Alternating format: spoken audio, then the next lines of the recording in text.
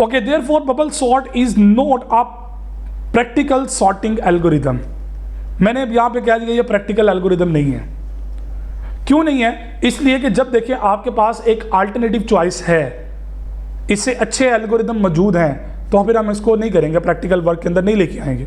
लेकिन जब आपके पास कोई भी एल्गोरिदम नहीं है और आपकी प्रॉब्लम में सिर्फ आपकी डोमेन में एक ही एल्गोरिदम है, तो डेफिनेटली फिर आपके लिए वही ऑल इन वन है।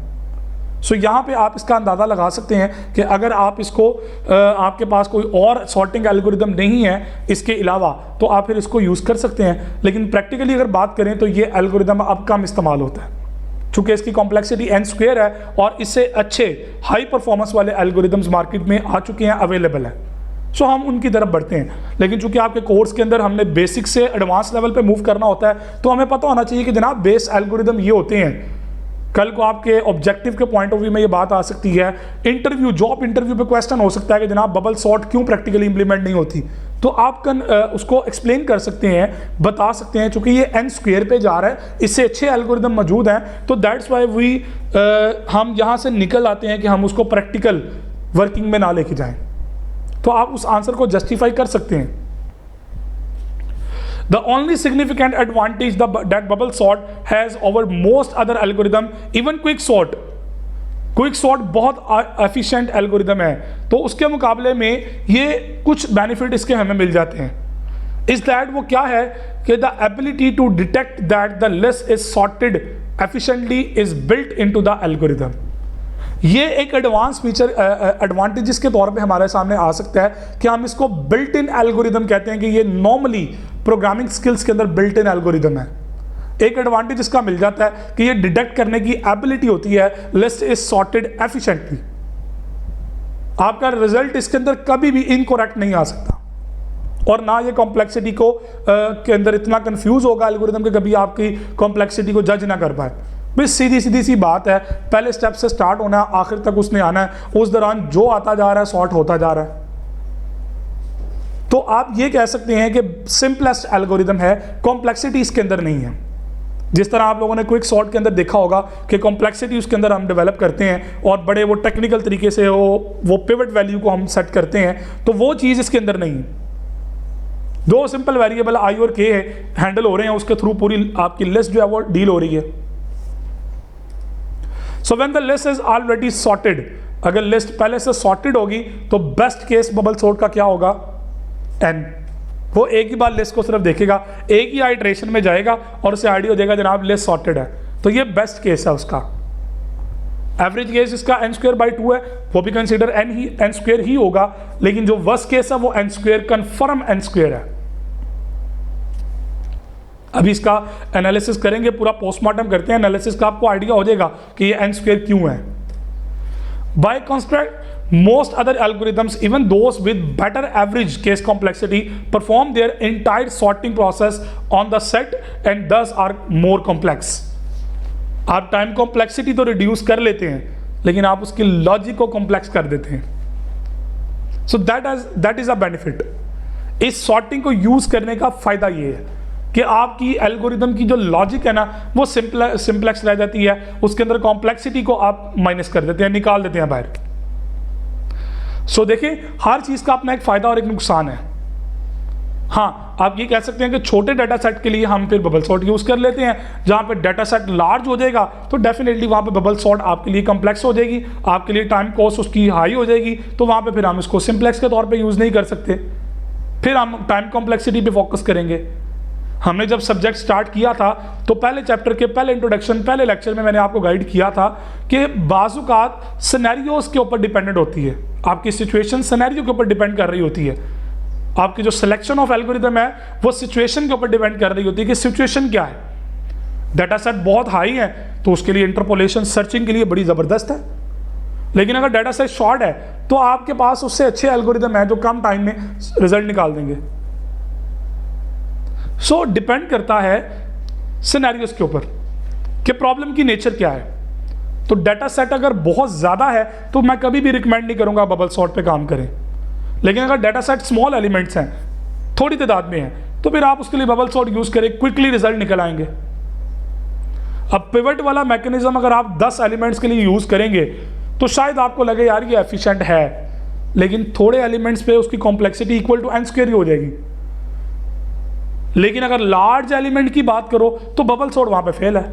तो हर एल्गोरिदम की, हर लॉजिक की अपनी एक डोमेन होती है जिसके अंदर वो बेनिफिट उसके और नुकसान साथ साथ होते हैं।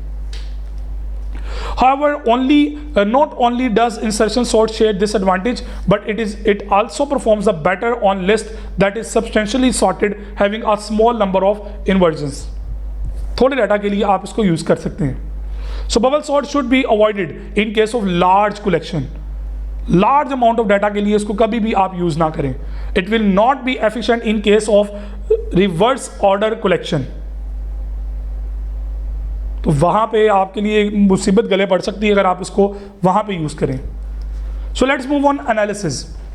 इनपुट क्या होगा उसके अंदर? n नंबर ऑफ आइटम्स, तो इनपुट इसके अंदर n आ गई। आउटपुट क्या मिलेगी हमें? The number of comparison required to make sorting. Analysis हम किस चीज के ऊपर करते हैं? अपने बेसिक ऑपरेशन के ऊपर। और इस लिस्ट के अंदर या इस एल्गोरिदम के अंदर आपका बेसिक ऑपरेशन क्या है? कंपैरिजन। तो कंपैरिजन जितने होंगे वो नंबर ऑफ कंपैरिजन इसकी आउटपुट होगी। लॉजिक इसके अंदर क्या यूज होनी है? If we have N element in bubble sort then n-1 passes या phases are required to find a sorted अरे।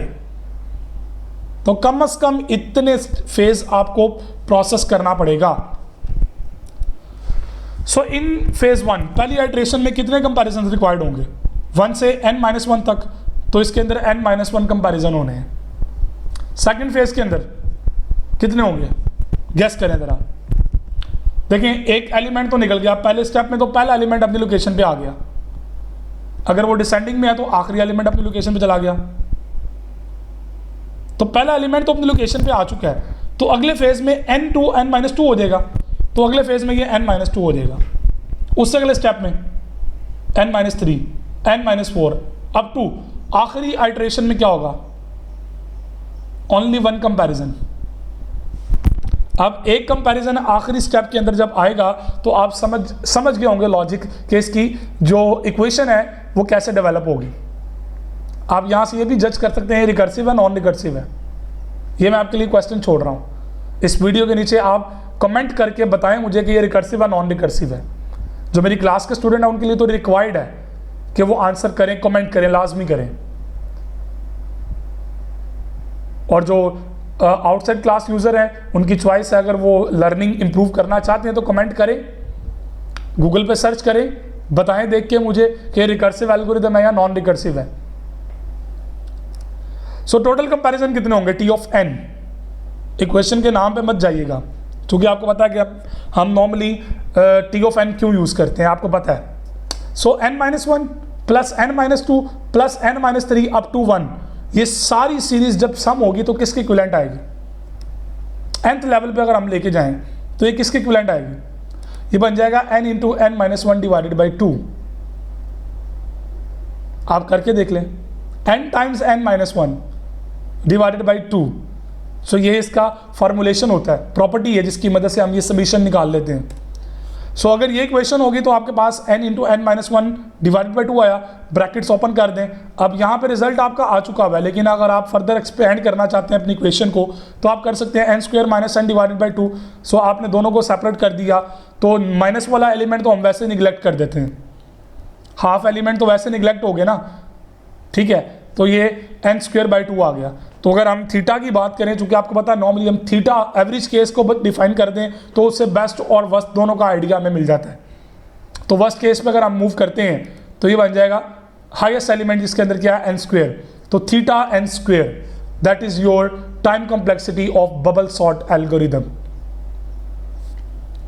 उम्मीद करता हूं आज का सेशन आप लोगों ने अच्छे तरीके से अंडरस्टैंड किया होगा। कोई चीज़ अगर समझ ना आई हो, कन्फ्यूजन क्रिएट हुई हो, तो वीडियो को एक बार दोबारा देखिएगा। अगर वीडियो अच्छी लगे तो सब्सक्राइब लाजमी कर दीजिएगा, इससे हौसला अफजाई होती है। अगर कोई चीज़ इसके अंदर इंप्रूव होने वाली है तो काइंडली कमेंट ज़रूर कीजिएगा ताकि उन चीज़ों को इंप्रूव किया जा सके। दुआओं में याद रखिएगा, अपना ख्याल रखिएगा। अल्लाह हाफिज़।